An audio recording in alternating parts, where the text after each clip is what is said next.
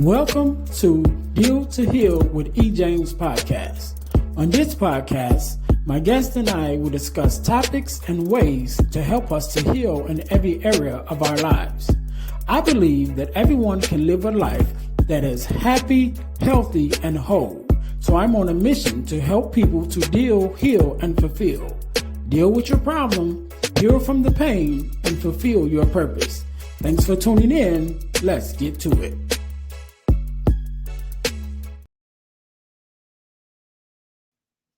Hey guys, real quick, before we jump into the episode, I need you to do the 3 S's for me.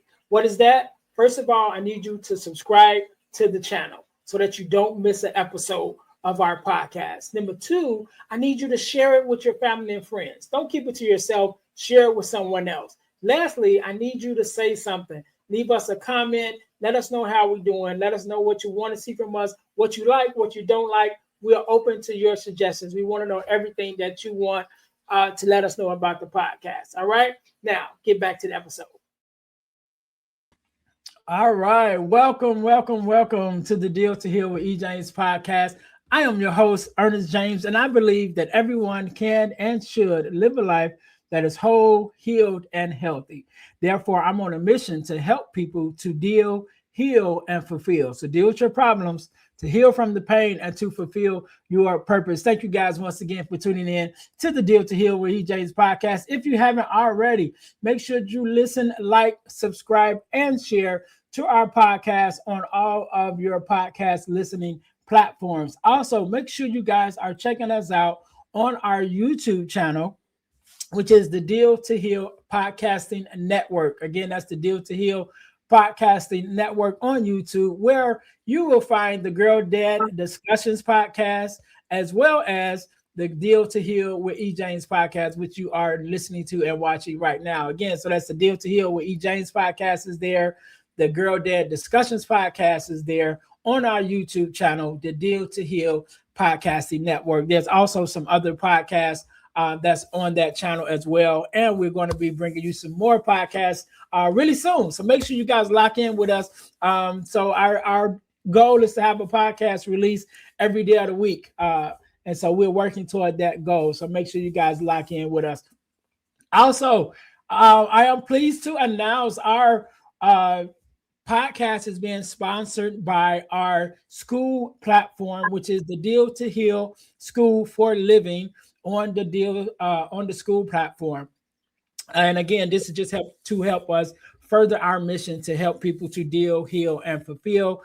So on that platform, we are bringing you resources and workshops to help you get through some of the things in your life. So make sure you guys go check that out. The first 7 days is absolutely free. So you guys can go there and check us out on the school platform, for 7 days. You'll be able to look and check out our check out our workshops that we have, even download some of our ebooks and all of those things on the Deal to Heal School for Living on the school platform. Make sure you guys are checking that out. But today, just like any other day, we are blessed with a guest, Miss JC Sykes. How are you doing? I am absolutely amazing today. Thanks for having me. No problem. First of all, let me say thank you for being on, because you could have been anywhere else with anyone else, but you're here with me and my listeners, so we definitely appreciate it. So let's jump right in. Do me a favor, introduce yourself to my listeners. Tell us a little bit about who you are and what it is that you do.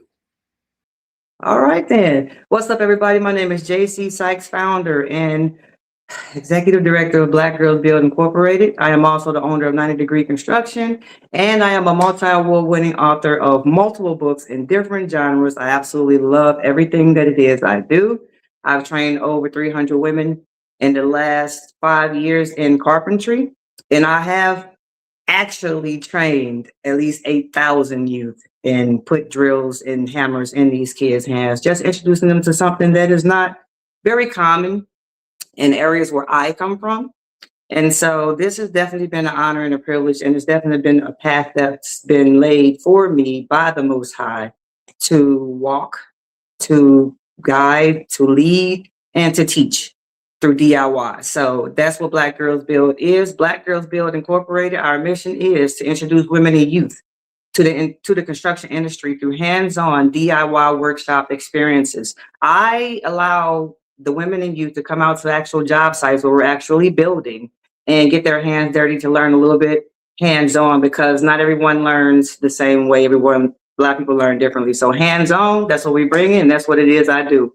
Happy to be here. I love it. I love it. And I like how you emphasize the youth, women and youth. It's really important to emphasize the youth because they are up next, and I'm trying to retire. So I rather, we got to plant those seeds early, because what is the Proverbs? It is easier. Oh, hold up. No, that's the scripture. It's easier to teach a child the way to go than teach an adult. Mm-hmm. That's somewhere. Yeah. I don't know if it's scripture, but I've heard it. I don't know if that's scripture or like African proverbs. I'm sorry. Right. So don't hold that. Don't charge me for that, y'all. Don't charge me for that. No doubt. It's all good. I was really looking forward to this conversation for several reasons. Number one, definitely as my audience, I will hope that they know by now, but I am a 22. How many years it's been now, bricklayer, union bricklayer. I started off as a carpenter when I first got into building, and I knew at an early age that I wanted to be in construction. I just didn't know which lane I was going to go in until I got into, I want to say it was high school, but I think it was 8th grade. We ended up having to do an assignment where we had to, write about our career choice, what we wanted to do. And so that's when I actually started looking into the different trades in the construction field. And I came across bricklayer, and I was like, that's what I want to do. You know what I mean? And so my mind was made up since grammar school. And then, like I said, 22, 3, how many years later, I'm still rocking with it. So let's go back in your story, to tell us a little bit about, the earlier you, before you got into construction, and what even made you want to go down that field. What is your story and how you got started in this whole construction? Okay, y'all ready? Y'all got some time? Y'all ready for this? Because I'm a storyteller too. Okay. First, the Most High work in mysterious ways, because first of all, you couldn't tell me that I would be a carpenter right now in life, ever. Never heard the title. I never heard the name, the term carpentry, nothing. I was a regular, hey, I want to be a doctor. My father's a doctor, and I thought I would kind of follow that path, but I always had a passion to help other people, just to care for other people. I'm a natural nurturer. So especially being a 16-year-old mom who wasn't supposed to thrive or make it in anything that I've done. But right out the gate, I was a 4.0 student in school, just that nerd that didn't look like the nerd. I was just that pretty nerd. And Section 8, welfare, you name it, the statistical single Black mom of 4. And I had been on Section 8 for like 5 years at the time, and they sent somebody out to do the inspection, to do the repairs. And this particular year, they sent this guy to repair some doors. And I was just courteous like I always am. I'm like, hey, I live here. If you need anything, let me know. He was like, okay. And then he just kind of smiled a little bit, I was like, oh, you got a really nice smile, And then long story short, here it is 15 years later, and we've been married for 10 of those 15 years. And it's my favorite story. And I can go into depth, but I'm not going to, just spend the whole time. But he smiled. I complimented him. We kind of talked a little bit, lost track of him, and then we started back talking, and we courted for a while. I mean, it was literally exactly 4 months before he even got a kiss. I wasn't even trying to go there. Let me tell you, I wasn't, but it worked out well. And he invited me out to a job site. Now, at the time, I was a nurse floating, doing different stuff. I worked in oncology cancer care, which was a very strenuous, very, very strenuous job. And I really wanted to change it. You never get used to watching people die. So came out to a job site one time. I'm bringing them lunch, and I'm like, if you're a carpenter, why are you on the roof? And he like, what do you think carpenters do? I'm like, lay carpet. Then I'm saying this so proudly, boldly, just like, I just know, And he laughed. And look, the toxic part of me at the time, like, look, he just like everybody else. Here, he laughing. So I Googled He said, well, Google carpenter. Now he's yelling this down from a roof that he's framing to Google carpentry. So I Google it and I see all of this woodwork and I see all this different stuff. I was like, I did this. Oh my goodness, that's what that is. Because I took a wood shop class as a freshman in high school. They never used the term carpentry. They called it wood shop. So I had no idea. And in the community I come from, I'm from St. Louis, Missouri. So when you from St. Louis, you don't hear about stuff like that from we from. And when I looked, I did apologize to him because I was just like, I'm like, I did apologize. And I was like, well, can you teach me some stuff? I'm one of those I am a happy, proud learner. I love to learn, and I hope for the rest of my life I'm learning. So he was like, yeah, you want to do this? I was like, yeah. I took a class as freshman. I aced it. I literally got an A+ in that class. And so he started teaching me a little bit at a time. I ended up like telling him when we actually committed to each other and got together, I was like, after about a year or two, I was like, you know what, I want to do this full time. He did not want me to do it full time because he knew the struggle for women in the construction industry, for one. And then he also was a union carpenter. So he also knew what women faced because he worked with other women carpenters. He was just like, man, I don't know, somebody gonna say something to you. And I'm just like, look, I got a whole lot of brothers and I've been taking care of myself for a long time. I'm not worried about that. I'm trying to get this skill, So I go into the union. I do the whole, union carpentry thing for a year. I quickly learned it was not something for me. I left the union proudly and we started our own business, 90 Degree Construction, and we have been thriving in business since August 2012.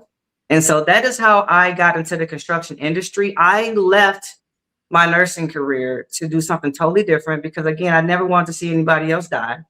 And I got great at what I do. Not great, I became a master carpenter, from my husband teaching me. I thought that I would learn when I was in the union, but I quickly learned that it's more like another number. You go where you're needed, you stay there as long as you're needed, you do whatever that task is, and everything else you may or may not learn. Now, that didn't sit well with me. So I'm just like asking my husband, when am I going to learn something else? When am I going to learn something new? He was like, well, you could be doing this for 3 years. You could be doing the same thing for.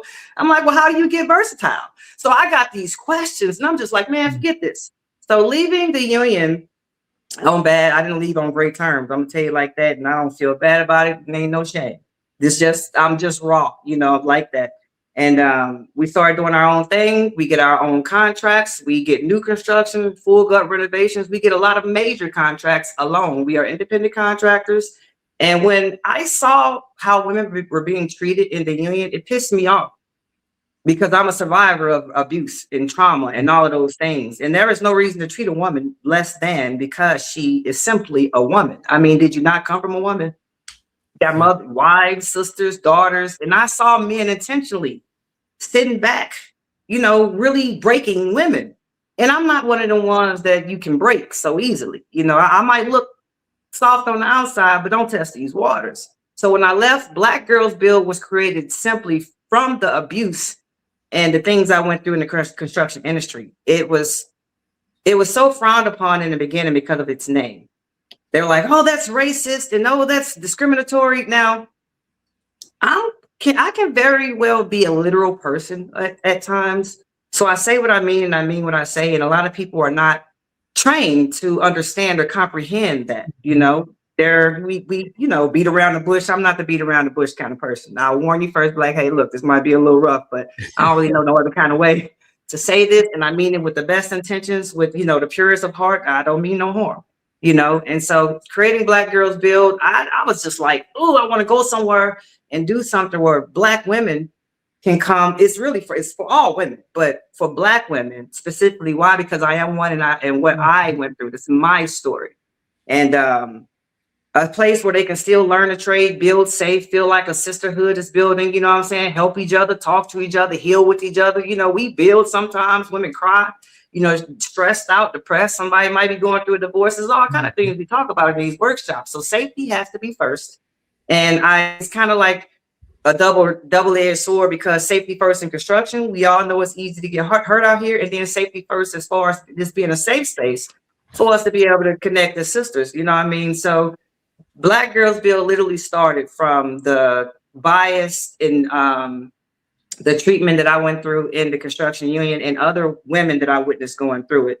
So Black Girls Build is just named because I am a Black girl who builds. It's literal. I will teach anyone who is interested, because where I came from when I was union, I don't care what color you are, what ethnic background you are. Every single woman was treated the same.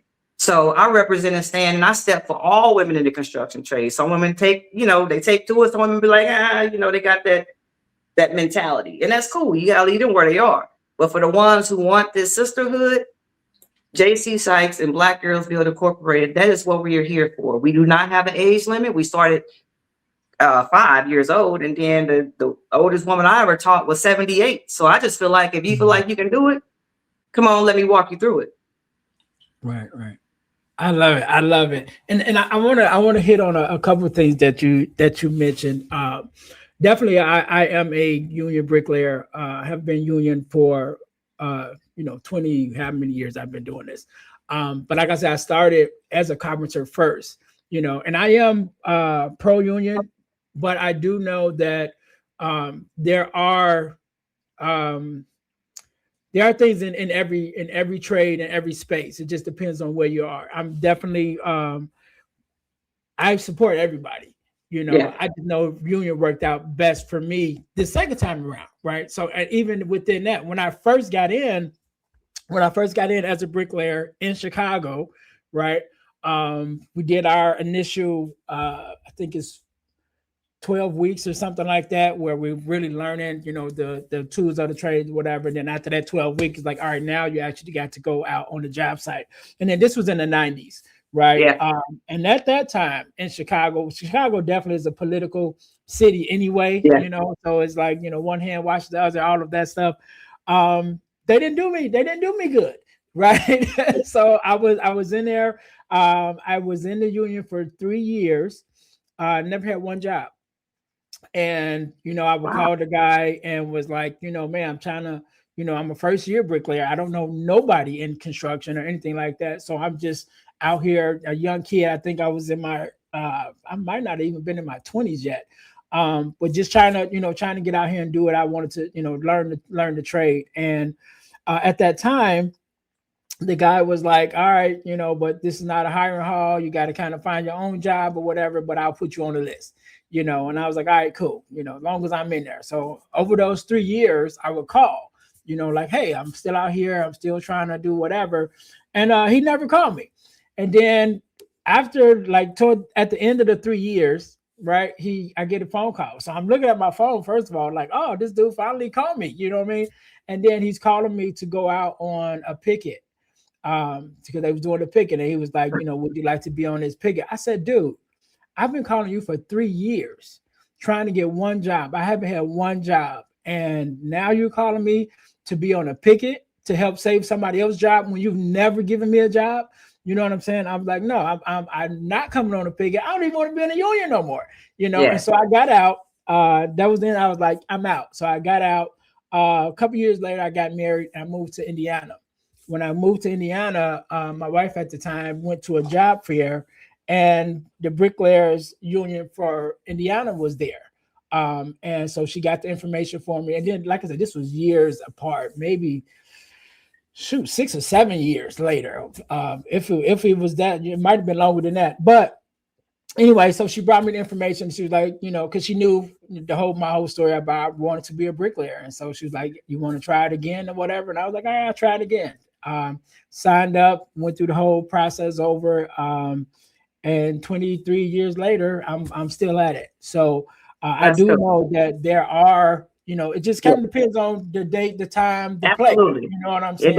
It does. It's huge on the area. The area is huge. And I'm from Missouri. St. Louis is Missouri. It's a very red state and very unionized state. So I kind of represent something that they're not used to. I went against the grain, as they would call it. Me, I'm just doing what it is I am passionate about doing. There is no monopoly over who's doing what and how they're doing. There's plenty of work to go around for everybody, and not wanting to be in a union. And it's not that I'm anti-union. My experience in a union was not great.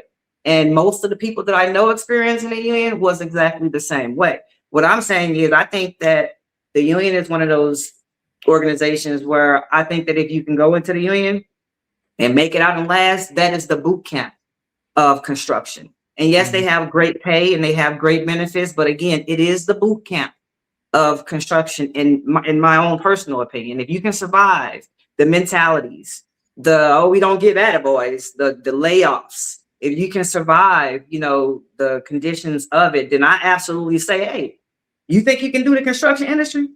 You sure? Go to the union. I'm going to recommend, especially the new ones, the young kids, I will recommend them to go to the union because they're not going to play with you. You cannot, it's just going to show you that you have to have a work ethic for one. Yeah. You got to be on time. You know what I'm saying? And 15 minutes early is on time. Don't get there on time because you got to get your tools ready. You got to get to the gang box. You got to stretch and flex. You got to do what you got to do. So again, I absolutely think the union is like the boot camp of construction.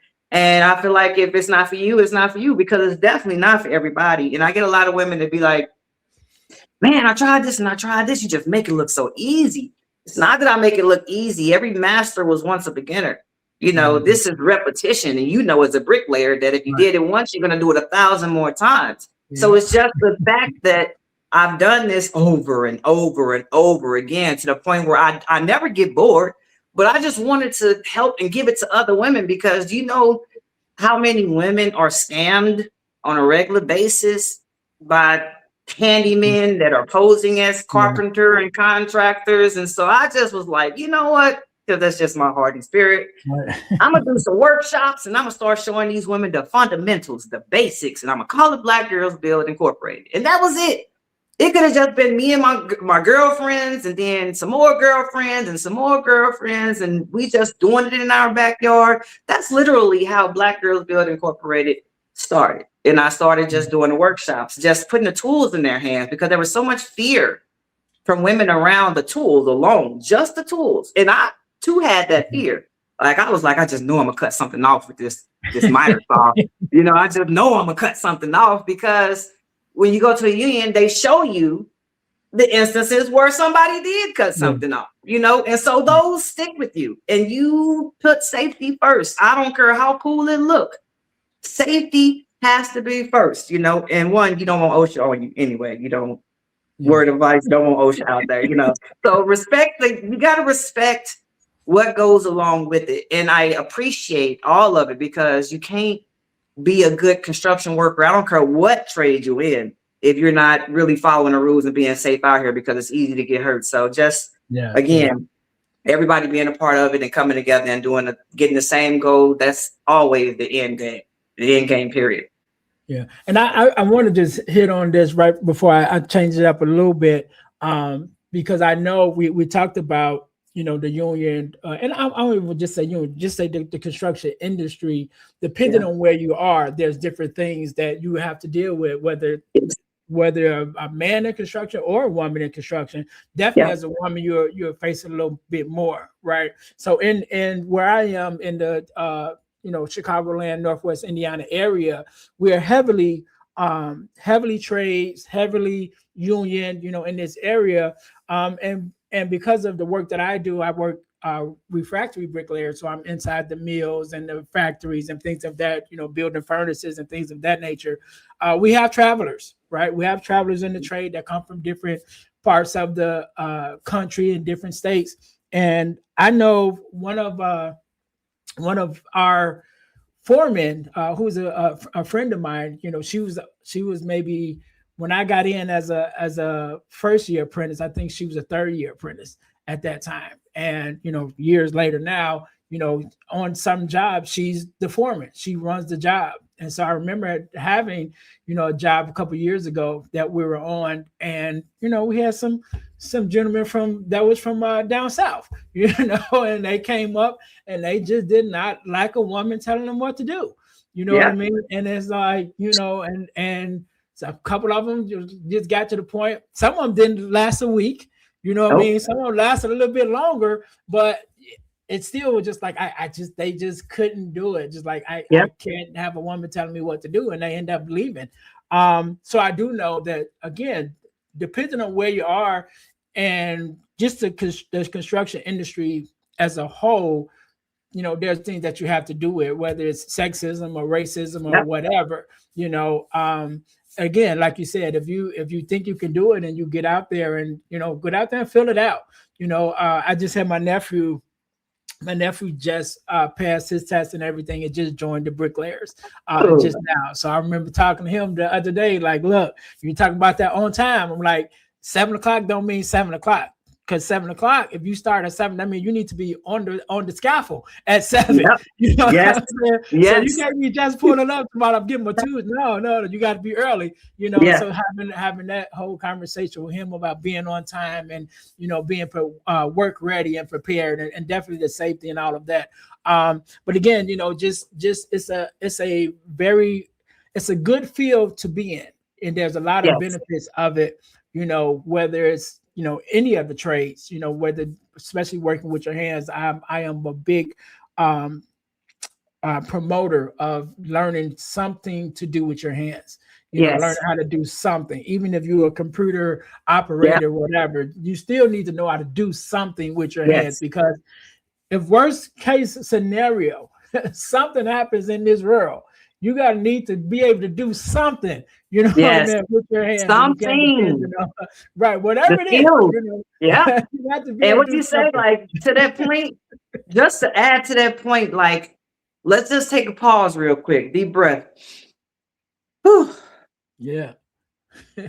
In this world that we're living in right now, in this administration, and what we have seen, okay, the skilled will be the strongest ones to be able to survive. Worst case scenario, we got to get up out of our house and go head for the woods or something.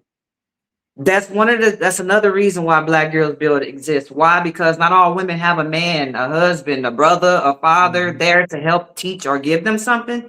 And in worst case scenario, and I speak from experience, as a single mom, had anything happen where I had to take me and my 4 babies and go head to the hills and hide, I wouldn't have been able to do too much. But now, growing, healing, maturing, I know how to grow my own food. I can use whatever branches and sticks are out there in those woods and put a roof over our head. You feel me? So Black Girls Build is more than just Black girls building and looking good in tool belts. This is rooted work that we're doing, ancient rooted work. This didn't come from me. I'm just an extension of my ancestors doing what was once done, what we're supposed to do, live off the land. You know what I'm saying? Know how to self-sustain. Because once a woman knows how to use tools and do what I can do, let me tell you. And it's never a thing against our men or our brothers. I love my brothers. I love our men. I have worked with hundreds of men while in this construction industry. And you want to know something? I saw all of them do things differently. And I learned something different, no matter how small. I learned a different way from every man I've ever worked with. I'm not a woman who's trying to be a man. Okay. I know my strength and I know my limits. So the men on my construction job site, because I'm out there and I'm the one that's running it and I'm in a tool belt when needed. I absolutely don't lift anything heavy anymore. No, sir, I do not. That's what we train. We all went through that part where we were the apprentices and we had to bring all the heavies. I did that. I'm not doing that no more. That's why we continue to recruit the young folks, and teach them the way so they can keep it going. But in the world we live in, you are so right about having to have a skill, because one, skilled construction workers of all trades, very, very soon, we're going to be higher paid than doctors. Yeah. Because the skill is so limited. And let me tell you, everybody in every state, everywhere, probably even in other countries, they're hurting for manpower, skilled, knowledgeable manpower that's dependable, that can show up. And I speak as literally, I'm a business owner and we're residential. So we build new construction homes and remodels all year round. And it is so hard to find good work that shows up and they stay with it. And they, the moment they get sore or they get a splinter, they out of there. You know what I mean? So that just keeps us, having to be out there. And I remember doing a research a couple years back. It was only 10% out of 10 million construction workers nationwide in the United States, only 10% were women. And of that 10% that were women, only 2.5% actually work physically in the industry. Okay. And all the other 7 or so percent, they were like in management, or, they were driving or something like that. So Right. they really got a lot of laws in place now for women to be able to come, be in the construction industry, because now they're finding these companies who are not hiring women, minority women. And Mhm. I think that changed too with everything that's going on in the world. And they were just like, look, with the whole, we gonna get rid of the equal, all of that. I don't even want to name nothing because I ain't no political person. Don't even act like I'm trying to be, because Right. yeah. But when you get into that area of things and those numbers, it shows a pattern. And that pattern has steadily decreased, increased, decreased, increased. So what do we do to maintain retention in this industry? The one thing I've learned is there is a language in the construction industry that has not changed in over 100 years since the unions existed. It's the same exact language since day one that needs to change, because there is no way in this world, on this earth, that the mentality and the way that they treat people in the union, the way that they talk to them, the way that they're just another number, the way that these new generations, they are born sensitive or depressed. There is no way that you can, use that kind of talk and mentality and that weaponization of emotions against these people. They need to know that they go doing a good job. They need to know that they getting better. They need that. It's a total different day and age. So that's what we bring with Black Girls Build Incorporated. You're going to feel like you're a part of it. Ain't nobody going to feel stupid. Ain't nobody going to feel like an airhead. Nobody is going to bully you or target you. Yeah, yeah. And again, we're talking across the board, and then definitely, again, when you the different spaces, depending on where you are, there's different experiences, Yes. And so, your experience may be different from, the person next to your experience. Yep. But I would definitely say if you have a willingness, just start there to learn any kind of trade or something. I would definitely say go for it. Then I will also just mention this before I change our topic a little bit.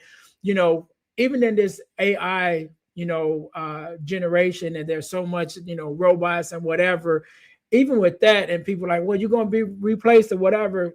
Somebody got to build a building. Somebody, you know what I'm saying? And even like right now, they're building like all these data centers, right? And they was like, well, AI is taking over, and that's why they're building all these centers. You still got to build the center. You know what I mean? You still got to run the electric. You still got to put the roof on. I mean, the thing is, I don't think people really grasp the fact, but they are trying. They are already, you can look it up on YouTube. They already got some different kind of AI models attempting to build buildings and things like that. But personally, it's going to take a long time for them to, perfect AI just completely building buildings. But again, these are skills that no one can ever take from you. Mm-hmm. Everybody needs them everywhere in the world. So no matter where you are learning these skills, I don't care what laws on how they do things where you at. If you decided to move to another country, like a lot of people are, you can take these skills with you, and you always got a job. You always can have a job, teach your kids, your grandkids. You can always, these are skills that are irreplaceable. It's no different. That's why they had home ec and stuff back in the day. Taught you how to cook and things like that. Those were skills that stuck with you. So even if you don't like the construction industry or not, and like you said, if you just got the little bitty itch, like, I would like to know how to do that, I recommend doing it, because honestly, I don't ever work. I don't work because to me, it's just like I'm playing in the dirt, going outside, like when I was a kid, doing some other stuff. It's just that I'm building stuff, but I get to see this structure start from the very start to the very finish. And I just stay in my lane. I don't claim to be a bricklayer or something like that. When you share your story, I'm like, for real? And then what else? Because I would love, as a carpenter, the opportunity to go learn from people like you in the other trades. You know what I'm saying? Where do you go do that at? Who can do that for you? Do I just walk up to a job site and say, hey, can I shadow you today? You know what I'm saying? And without going into a union. So that's why Black Girls Build, we are here, and then just trying to connect with other women who are in all the other trades, who are willing to, donate their time and come and teach and give back whatever trade they're in, because I want to learn too. I don't want to be the only person teaching, So at some point as we grow, I hope to have instructors of every other trade that are women. I said women. I didn't say a color. If you are a woman and you retired, or you ready to retire, you just want to do something else, I'm the carpenter. I do the carpentry workshops. You want to do some bricklaying workshops? You want to come do some, electric, some little, you know what I'm saying? That is how community is supposed to work. It's old school mentality, but sometimes you got to get back to the old school to just even start, because a lot of stuff today is moving so fast that no one is really taking in that you cannot skip the journey and just, social media show you the beginning, and then it show you the beautiful, beautiful end. And then all the stuff in the middle is missing. And so everybody is going after that end goal so they can look and be like doing what I'm doing. And they miss every single battle, struggle, war, everything in the middle that built this character to be able to be here now, to be able to talk about it and tell the next generation. Yeah, and that's that missing part. And I'm gonna kind of touch on that a little bit, right? Because I want to talk about, healing through building, right? Yes. And so just sharing a little bit more about my story as a bricklayer. I went through a season, and it wasn't just it actually didn't have anything to do with the bricklaying, but it just was the season of life that I was in. Ended up going through what I call a D life, right? I did my TEDx talk, my first TEDx talk about 2 years ago, I think it was. And I talked about it just at this time period, just going through divorce, going through a depression. I think we were in a recession at that time. So I was in debt, just a whole lot of things going on. And then my mother-in-law died, and then my mom died, right? Oh, and so I was going through this whole season in my life, what I call a D life. There's like all the D's, right? Divorce, depression, everything you can think of. And so I started having suicidal ideations at that time. Thank God that he allowed me to make it, through that time period. But what I realized, even on the job site, I remember being on the job site, going through it, you know what I'm saying? And I remember even as a minister sitting in the pulpit during that time and crying because I'm dealing with this thing that's on my mind. And so coming through all of that, I realized how mental health, even though now is more talked about, but just really realizing how much mental health is important, right? And then as I also started looking into the in different industries, I realized, or I found out, that the construction industry is like one of in the top 10 of suicides, Yes. And I definitely understand why, because one, it's a male dominated, industry, and, men never want to look weak for one another. And so we're holding all this stuff in and not talking about it. However, just, in the sense of learning to build and learning to, learning different things, it allows you to express yourself in a different way, especially creatively. And so, as part of what you do, and I know you mentioned a little bit earlier, I know part of it was before we started recording, but as you have these women and you're teaching them these new things, and then they're finding out, more things about themselves, and having that sisterhood to be able to have a safe space on these job sites. How has that journey been, for yourself first, and then even for some of the women that has came through your program, to really be able to express themselves and have that safe space of learning something new? You know what? I have, growing up, I have 6 biological sisters, and it's 14 of us all together, right? So I got the best. And I'm the youngest out of everybody. I'm the baby. I've always kind of gravitated with my brothers because my sisters were already out of the house before I was even a teenager. Mm-hmm. And so I've always been that tomboy, basketball, track star, just tomboy, but I always loved a boy. Don't get me wrong. That's it. I love a man, but, in Black Girls Build, let me tell you something, and it's going to make sense and it's going to resonate with who it resonates with. I have met women who were more like sisters than I've ever experienced in my own life. And I mean, these women have come in older, younger, and taught me things and talked to me, and I learned things, and I got over, phobias that I had by talking to these women. And these women were not just participants in my workshops. So many of them, we talk, and they just healed me just a little bit more just during that sisterhood, when we're building together and we're, just connecting and we're talking. So I am a better woman. I'm a better human just because of the sisterhood that has been created over time with meeting all these different women, and even some of the teenage girls, because I have worked when I go to the schools, because I'm in elementary schools, middle schools, high schools, colleges. And when I go to some of these schools, it's they usually, because I'm one of them known as what they call me, a ball buster. I didn't even know what that term was. I had never heard of it. You know how the construction union is, and they have these. So they was like, man, JC, she's a ball buster. And I'm like, okay, what's the ball buster? That's me. I'm that person. So when I learned what it was, so now when I go to schools, this one time they wanted to give me all the bad girls, all the girls with the issues. And what I learned was these girls don't got no issues. They're who I used to be when I was in school. Misunderstood, running households at home. Some of them already mothers. Some of them just literally trauma. They're in survival mode. And so I recommend that when a school reach out to me, you give me everybody that you can't handle. I want them.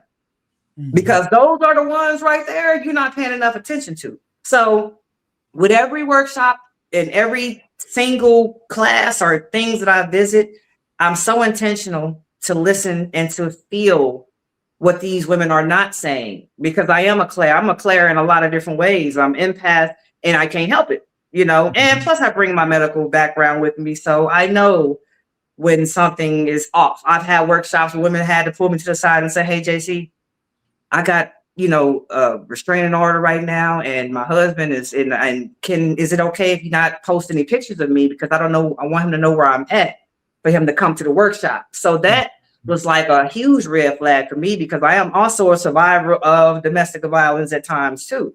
And when we look at the news every day, we see these women on here ending up, and I can honestly tell you, we have had to protect each other in these workshops because of this, because there's been times, again, when these husbands trying to find out where we at, they pull up, and now I got to have security. And if I don't feel safe, the women I'm teaching are not going to feel safe, and it's really a big deal that people don't think that is. People think you do everything for clout. People think, it's attention seeking, but it's some real life stuff going on behind these scenes that people don't know. So to me, it has been the sisterhood that I never actually got to have in real life. And even the men that I work with, no, I won't, Black Girls Build is for women and youth, because what you said earlier, a lot of men have a problem with who I am, how I bring it, because I'm arrogant. These are people who cannot understand what confidence and self-love and understanding yourself is. They can see a video of me and my husband building side by side, and guess what? They're going to attack me. They're never going to attack him, and this is something that, you got to have a different kind of skin being in this industry as a woman, especially as a Black woman. They want to label us with these attitudes and all that. I am the nicest person until I am not. And the moment that I am not, I am going to cut the cord and I'm going to disconnect, because that's what's safest for me, not you. It's what's safest for me. So disconnecting is very, very, very vital. But in these workshops, it is also very vital to connect with women. And I'm talking about any woman. I connect with women. I just one of them people who we do that because it's authentic. And when you're in your authentic energy isn't capable of lying, Yeah. So I don't only, teach these women stuff. They heal me too. So it's a two-way street. This is one of those deals going on right here. So that's what this is what it has done for me. I am a better human. I can communicate a lot better. I'm a lot more confident. My self-esteem has increased a whole heck of a lot. And I appreciate the 300 plus adult women, I can't even get I appreciate every single soul who has ever trusted me with teaching them something that I hope that stays with them for the rest of their life and wherever they go. Yeah. And I think it's so important. And that's why I wanted to hit on that. And I've shared this story before too. The importance of our stories, right? Because you mentioned about how originally they was like, okay, we're going to give her the bad girls, and then now you're like, yeah, that's who I want, because we're not, they're overlooked and not listened to. And you have the opportunity to share your story because you were them, as you said. Yeah. So I know that that's important because even now on the job site, and I've shared this before, but I want to share it again, but recently, so on the job site, we got the bricklayers and we have our laborers. And our laborers, we work hand to hand together. And this particular day, it was just me, just the two of us, me and this other laborer. And we've worked together as a group, but we've never worked one-on-one with each other. So this was our first time, just the two of us working together, because it was a small project. So it was just us two, working on it. And so we began to, just having a conversation. And he asked me what I did, that previous weekend. And so I said, well, I had a speaking engagement, and I have a podcast. And so he's like, oh, so what are your podcasts about? So, I kind of gave him the spiel of how I started and talking about depression and suicide ideation and all of that. And that kind of got his attention. So he was like, tell me more about it. So I told him about my TEDx talk. I told him about, having suicide ideations and, going through that whole deal. And so he began to talk to me and he said, he has had suicide ideations himself, but not only that, it's been in his family, and to the point that his father actually committed suicide, and he was the one that actually found his father's body, and so we had this whole conversation, probably like a 30-45 minute conversation, and then we had to break and go to lunch. So we went to lunch and we came back. So when we came back from lunch, he said, Ernest, I want to tell you something. Like, you're a cool guy to talk to, because the conversation we just had, I've never told anybody.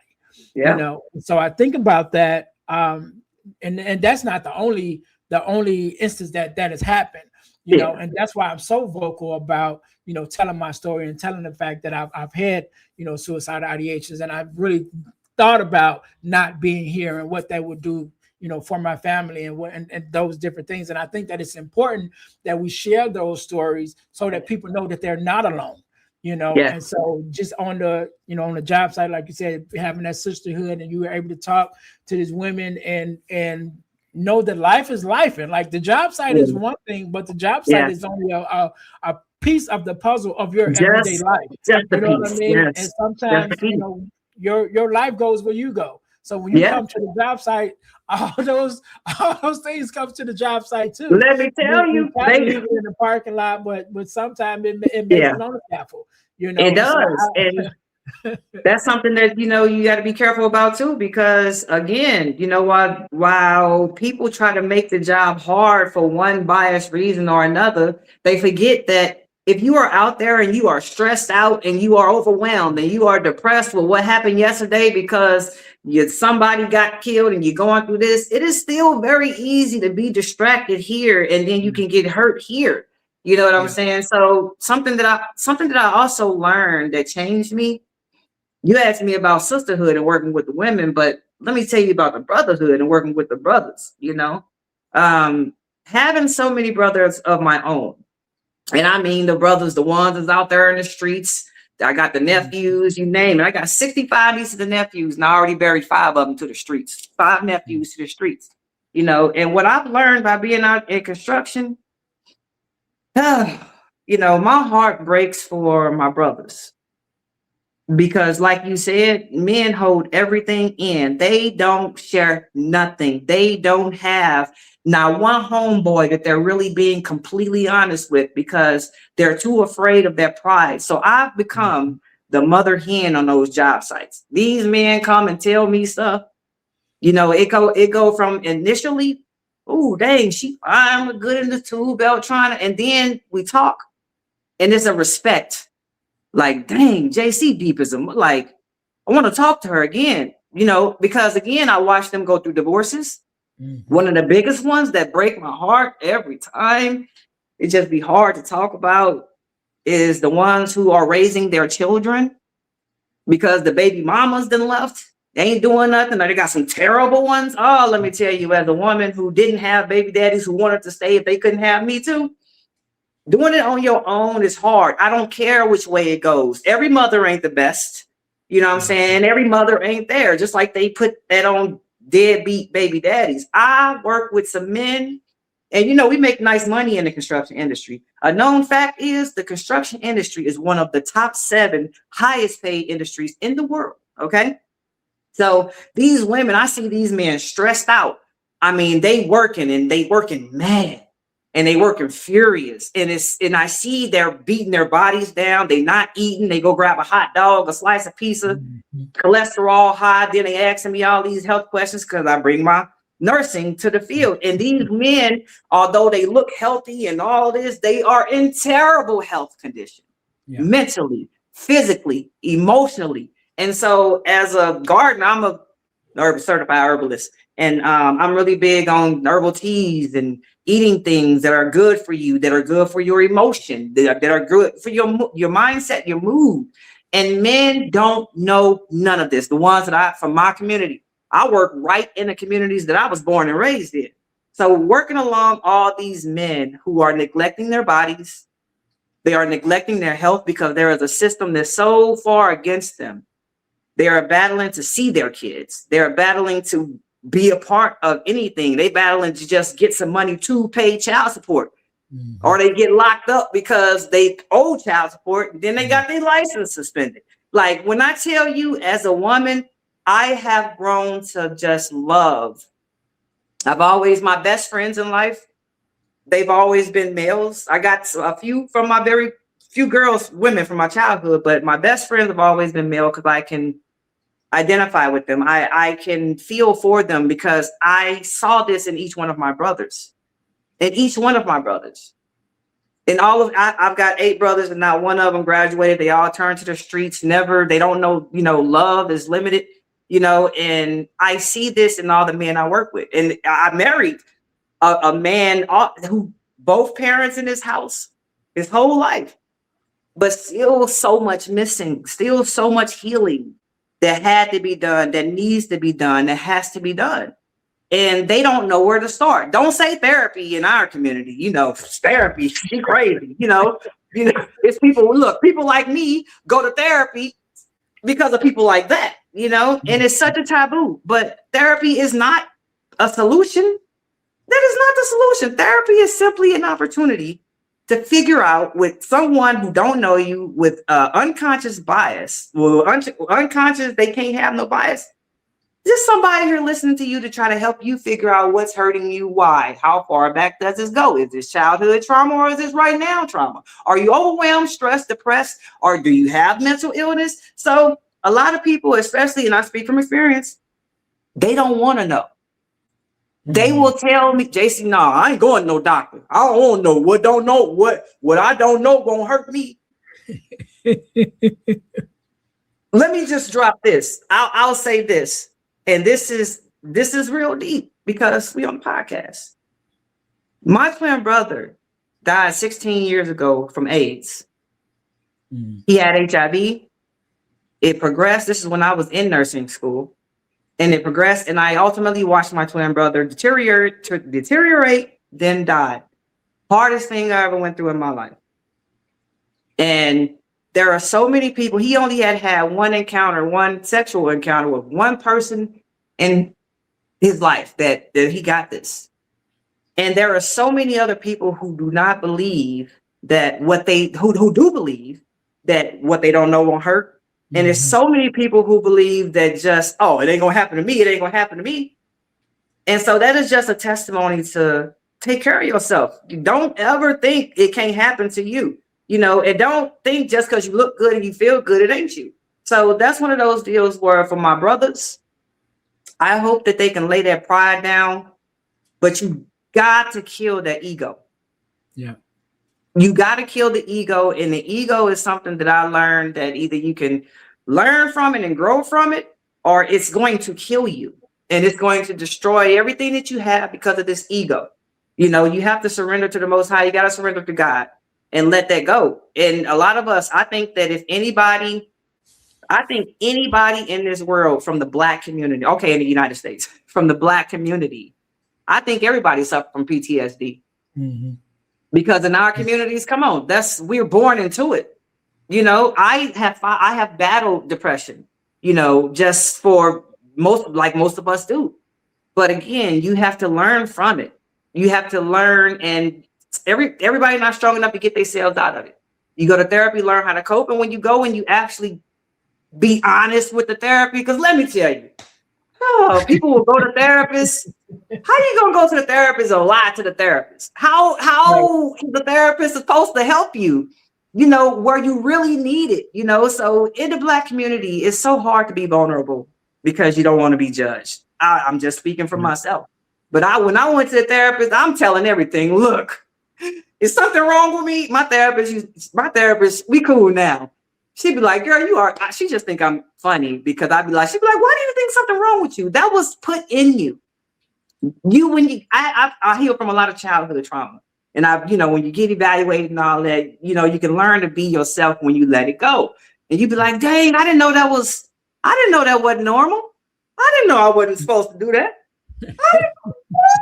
So you really get to that point where they say death and rebirth. You really have to allow a certain a part of you to die. You got to allow your whole self to die. And then you got to be willing to unlearn everything that you learned. And then you got to be willing to relearn. A lot of people are not teachable. A lot of people are not open to learn something new, especially in the older generation. No, you know, it just is what it is. You get cut off and then you basically a zombie because you can't learn nothing else. So you dead now, right? You walking around here dead because you can't learn nothing else. So I'm talking to a zombie. All right. So I'm not listening to you. I mean, for real, just if you want to say it on a factual, you ain't trying to do nothing. And trust me, I know, because before we started recording, remember, I was like, look, I'm not tech savvy like that, but I do what I can do. This is a choice. I know a whole lot of things, and I'm expert in a lot of different areas, but it's some things you're just not interested in. The tech part of it is one of those things for me. And so you got to be willing to say where you're weak. And doing the whole technology thing, I'd rather hire somebody to do social media, because if I didn't have to be on social media, you would never see me. But it's a part of the new community. It's a part of the new world, and we got to get into it. You know what I'm saying?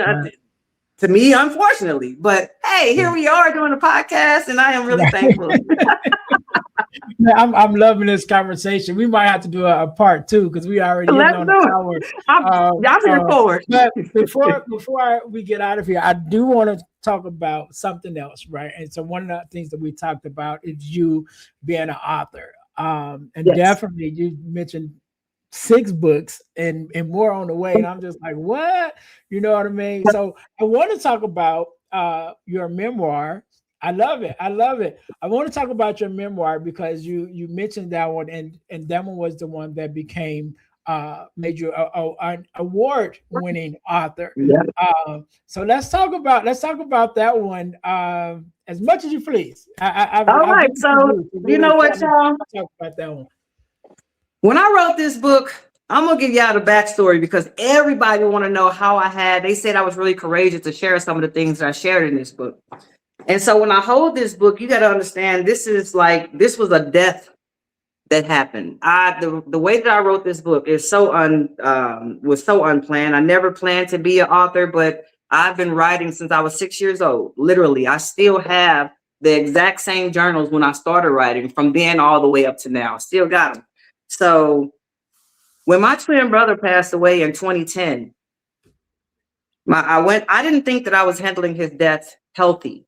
And so I went to a therapist, and I wasn't handling his death at all. I was just numb. So she was like, well, what do you do for yourself on a regular basis? And of course, all of my I've seen 3 therapists in my lifetime, all 3 of them Black women. That matters. Representation is vital. And I'm sorry, I'm willing to talk to somebody who can really relate to me on all levels. So I went to her, and this was an older Black woman. And she asked me what I did, and I thought it was a trick question. I'm like, here we go. That's why people don't go to therapy. That's me, right? She was like, what do you do for yourself? I'm like, I'm a single mother of 4. That's it. I'm a full-time mom all day. My son was diagnosed with type 1 diabetes at age 6. I had my youngest daughter was born with a very rare condition that kept me in the hospital and surgeries all the way until she was 14. And so I just was like, I don't do nothing. She was like, well, I want you to go home and write how you feel. I said, okay, cool. Now, I was a nerd in school. I loved doing an assignment. So I'm like, cool, I'm going to go home and write. I had 2 of my nephews living with me at the time, and they looked after the kids. So I went, got my notebook, and I'm writing. I ended up writing for 72 hours straight. Stopped and drink some water, stopped to use the bathroom. Didn't eat nothing. I just wrote, I cried, I wrote, I cried, and I just got it all out. And once I got it all out, I felt like something was lifted. I didn't even know I needed to get this stuff out like this. It was stories that came up in times that I completely think I pushed down. And so I wrote this in 2009 before my twin brother died. I started it. And before he died, he said, you better finish writing that book or I'm gonna come back and hunt you. He was one of them people. He did, because my twin brother, he wanted to die. He did not want to live. He wanted to die. He told me he did, and he made me plan the funeral, but I understood and I respected it. And so I did. And he told me to finish writing the book because I was that scapegoat, the black sheep of the family. So everything was always my fault. I was targeted for everything. I was bullied. And I just was the kid that cried, and I was very sensitive. So he was like, you better finish writing that book. And I was like, okay. Fast forward. I did not publish this book until 10 years after I wrote it. And I couldn't afford to publish it. It wasn't supposed to be a book. It was just a therapy assignment. And I remember reading my notebook that I wrote that day to those nephews who were staying with me, like a bedtime story. And it was like, man, TT, that can be a story. That can be a whole book. And I was like, So I went to the library. I checked out a book called How to Write a Book. And I started following those steps. And that is how I wrote this book. It became an award. It was nominated for an award in 2017. Now, when I got the email, I was just like, oh, okay, that's cool. It was like 1,000 books were chosen and yours was one of them. Congratulations. I'm like, sweet. Then I get another email that said, you made the top 100 book pick. I'm like, oh, okay. I'm still not tripping off. Well, I'm on a job site getting these text messages. I ain't tripping. I'm literally on the roof like, no, I'm like, oh, that's cool. I'm like, baby, the book is 100 now. That's kind of how I'm treating it. I get another email. They say your book made it to top 45. And I'm like, whoa. So out of all of these books, my book was chosen. And I couldn't believe it. Like, get out of here. Top 45. Then I get another email. I made the top 20. What? Now, what does this mean now? Like, what's happening? So mind you, I'm still on the job site when I'm getting these messages. So then they told me when they made the top 10 finalists, I said, get out of here. Like, you just could have bought me for a penny. And when it came down to the day, I could not afford to be where the book signing was. I was still, not a single mom, but still struggling, still unable to get there. So it was in Colorado. I'm in Missouri, in St. Louis. So I had to watch it from Facebook. So I'm watching on Facebook. They announcing the winners and they announced my book. I still have the video. It is like one of those videos that when I watch it, it do something to me. And I was watching it with my kids and my husband. And when they announced my book as their winner, I cried. One, because I wrote this book. I did what I told my brother I would do. I'm getting emotional now. Mm-hmm. I finished this book. Like I said, I told my brother I would. And this book is both of our voices. We were both survivors of childhood trauma, abuse, molestation. So writing this book, I knew why he wanted me to write it. It's a lot of stuff I didn't put in here, but I am working on the sequel and the part 2. And being able to write the children's book that I wrote, like one of them in particular, I call it, this is my twin brother and I call Kobe and Chase, Twin Roots in the Garden They Grew. So my pseudonym that I use, JC Sykes, those are actually my initials and my twin brother initials. So anytime you call me JC, it's recognizing him and it's remembering him as well, because we had the same exact initials. So JC is the twins that, we once were. We're always twins, but he's not here physically. And so when this book, like I said, won an award, It was just God telling me that I was doing what I was supposed to be doing, confirming that I was on the right path, confirming, and this was my first time ever writing it. So the first time writing a book, and I did it all myself.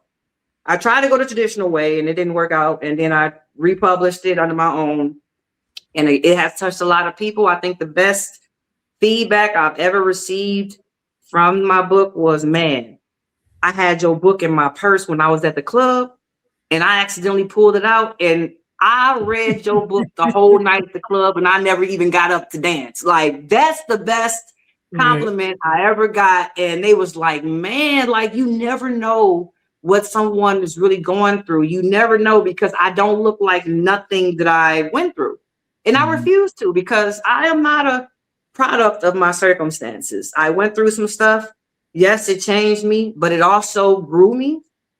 I am thankful, because I would not be here talking to you and, you know, all of these people who are going to be listening if I had not went through something. Most people who are, you know, in a position and who, you know, are thriving, that stuff didn't happen overnight and it wasn't handed down. I didn't have an inheritance. I didn't have any backing. I had me and my husband working with these every single day. Our kids even helped us in this industry. We hired all 4 of them. We fired all of them too, but we hired them. We hired them and they got the skill and they made some good money, and they have a skill that they can, no matter what, fall back on if they choose to. And they're all grown, and we empty nesters now, and we absolutely love in our free time as empty nesters. But there is a story behind the build. We in building and healing and building goes together, because on those days that we talked about earlier, when we go out there on that job site and we just stressed, I take a hammer and go beat the hell out of something to relieve some of their stress. Sometimes I will build a box out of some of the scrap wood out there. I do this in workshops too. Build a box out of scrap wood, completely put it together, plywood and everything. Take the sledgehammer on them hard days, and literally, because you know that sledgehammer, you're gonna be tired. So I take that, and that is some of the ways that I relieve stress, you know what I'm saying, just to feel better. You know, you don't got to go bleed on other people. You don't got to go, you know, abuse and do these things to other people. I am in an industry where you don't got nothing but the opportunity to relieve some stress. So again, healing, I call it healer builders. We are healer builders because we teach you how to heal while we're building. We teach you how to use everything you got to get what it is you want. And I took that from the Players Club. Yes, I did. You know how they was like, yeah, you what you got to get. Well, I just thought that was a very negative way to tell young girls. You know, I think that was a very, and I see it's like, dang, everybody took that literally. So many people took it literally, and they was doing it. You know what I'm saying? So Black Girls Build is still using what you got to get what you want, because I built my own house. And being able to build your own house when you are in this industry, you know good and well, it's all of our biggest desire to build our own house. And my husband and I got to do that 8 years ago. So we are thankful. And every piece of my history and every piece of my story is what has built Black Girls Build. Everything that I do is built on passion. So my era, and the name of my book is pronounced My Era. These are my children's initials from oldest to youngest in order, because it is an era of time associated with something. In this case, it's an era of time associated with me. And I would not be who I am without being the 16-year-old mother who persevered in the face of all the overwhelming odds that were meant to break me. They were meant to keep me in place, and they were meant to hush and silence my throat chakra, my voice. It might have worked for a little while, but when you are chosen and when you are anointed, nothing is going to stop what God has for you. And I know that. It's just that other people got to catch on and stop messing with me, and then they might have some better luck. I'm just saying, you gotta leave certain people alone. We got people on the other side who walk with us. And let me tell you, my ancestors walk with me, because that's exactly how you found me. And that's exactly how we are here today. And moving forward, I hope that I can connect with people you've had on here. We talked about other people in the past. I look forward to meeting some of these women who got organizations where our missions align. And let's take this nationwide, because as of now, Black Girls Build is no longer centered in one spot. I am literally right now on the road, state to state, city to city, visiting classrooms, literally presenting, doing workshops. That is what I have done with Black Girls Build. Right now, for the last week, I saved this for the podcast, but for the last week, I have been to Maryland, North Carolina, South Carolina, Tennessee. I'm outside. And I am coming to introduce myself directly to all of these certain organizations. So if there are any organizations out there, I hope that they reach out to me and we can just get to know each other and maybe get a workshop going in that city. Right. I love it. And if you swing around Chicago area, definitely hit me up and you better stop. I'm always in Chicago. Hey, well, we gotta hook up. We gotta hook up then and make something happen. Man, we definitely have to do another interview, right? Yeah. Because I really want to get into the book, right? Yes. And because I'm just listening to some of the things that you're sharing, just talking about it, and being a person, whether in ministry or just the person that I am, to have different conversations with people, to share my story and my experiences, and to hear other people's experiences. I know that there's a healing part of it that not all of us are able to share. And so once when you write a book and when you put different things out there that connect with people and help them in their healing, that's definitely something to that I want to push even more. So we definitely gonna have to do a part 2 and really just focus on the book and those principles and things that we and that journey. So we're definitely gonna do that. Man, I want you to. Yeah, you left us with so many nuggets already, but I'm sure you still got more. So I want you to have the last word.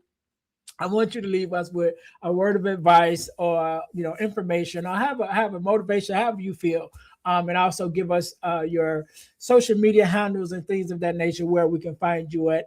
So I'll give you a couple of seconds to think about that. To my listeners, thank you guys once again for tuning in to the Deal to Heal with E. James podcast.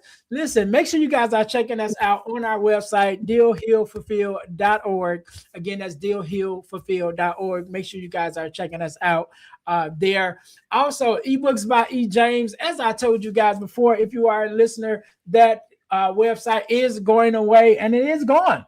Right, it is going to, so you cannot get my ebooks at ebooksbyejames.com anymore. However, you can get them, all of them, absolutely free when you check out our school platform, right? The Deal to Heal School for Living platform. The first 7 days is absolutely free. You guys can go there and check it out. Once you do that, you can go to the resources tab and you'll be able to download all the ebooks absolutely free. So again, go check us out there. You can scan the QR code in the corner and that'll take you directly there. So you can get all the ebooks that we used to sell, but now we're giving them to you for free. So go to the Deal to Heal School for Living on the school platform in order to take advantage of that, and also check out the workshops and resources that we have there. Deal to Heal Tees, our inspirational t-shirt line. Make sure you guys go check us out there. Again, that's Deal, the number 2, healtees.com. Put some inspiration in your situation. Wear an inspirational tee and be inspired all day. That is our tagline. Make sure you guys go there and check us out. Also, one of the things that I've been blessed to be a part of over the last couple of years now is a organization called the Forgiveness Mission. And what we do, we have free virtual workshops bi-monthly talking about the area of forgiveness of self, forgiveness of others, forgiveness in the world, even forgiveness and healing with your body, how unforgiveness affects your body. So those workshops are absolutely free, but the information is priceless. So whenever you're listening to this episode, either there's one just ended or there's one coming up. So you guys can go to forgivenessmission.com in order to sign up for our next free virtual workshop. So make sure you guys check that out. Last but not least, I am also happy to announce one of the things that we have done is we have started our non-for-profit organization, which is Deal to Heal the World Incorporated. And we have recently just got our 501c approval letter. So now your donations are tax deductible. So make sure you guys go and check us out to help us to donate. We wanted to do more stuff in the community, but we wanted to do it free for the community. But we do know that there are costs associated with everything that we do. So your donations will allow us to go more into the community and do more things for the community, but at no cost to the community. So make sure you guys go.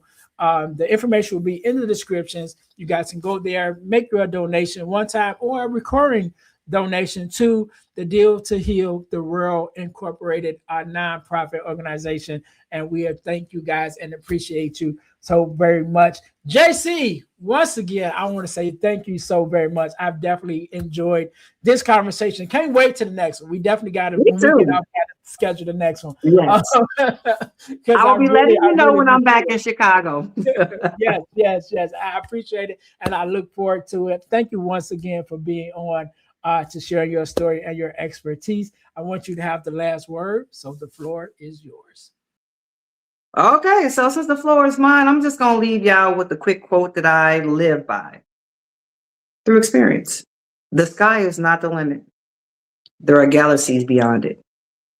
Clock that. Okay, I was waiting for so what else? So give us your social media handles or your website, even where we can find your business at for those who want to either do business with you or take advantage of some of the workshops that you guys do.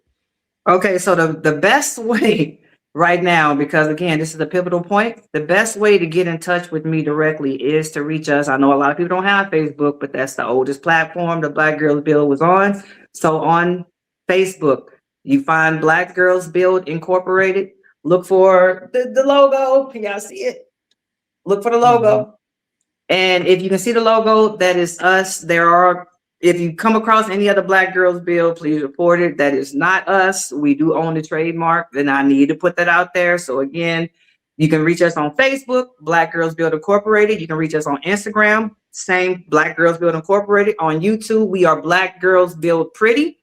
And on TikTok, it is simply JC Sykes. And I have a good time with all things JC Sykes. You can find the books, you can find any other thing that's associated with me, you can find on the TikTok page. So again, we do have a website. It's www.bgb2.org. www.bgb2.org. It is under construction. It's going to get where it needs to be one day. But again, you all can reach me the best way on social media, direct DM, book, schedule, collaborate, partner, sponsor, everything. We are a nonprofit organization, 501c3 approved. So if our mission aligns with yours, let's talk about it. Let's figure out how we can get these youth with drills and hammers in their hands and in a BGB t-shirt. All right. Peace and love to everybody who is listening. And thank you. Appreciate you, brother. No problem. We can't end it no better than that. To my listeners, thank you guys once again for tuning in to the Deal to Heal with E. James podcast, where our mission is to help you to deal, heal, and fulfill, to deal with your problems, to heal from the pain, and to fulfill your purpose. Until next time, you guys be blessed. Peace. Hey guys, if you're enjoying this podcast, then I know you'll enjoy the Girl Dad Discussion podcast. I'm your host, Earnest James, and I believe the relationship between a daughter and her father is one of the most important relationships a young lady can have. And therefore, my mission is to promote the daddy-daughter relationship by sharing the voices of girl dads to the world. So check out our podcast on every platform where podcasts can be listened to. And if you want to watch the podcast, check us out on our YouTube channel. Again, that's the Girl Dad Discussions podcast with your host, Earnest James.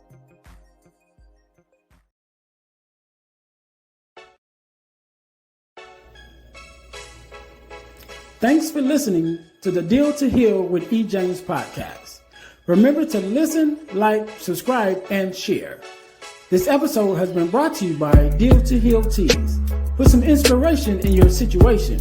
Wear an inspirational tee and be inspired all day.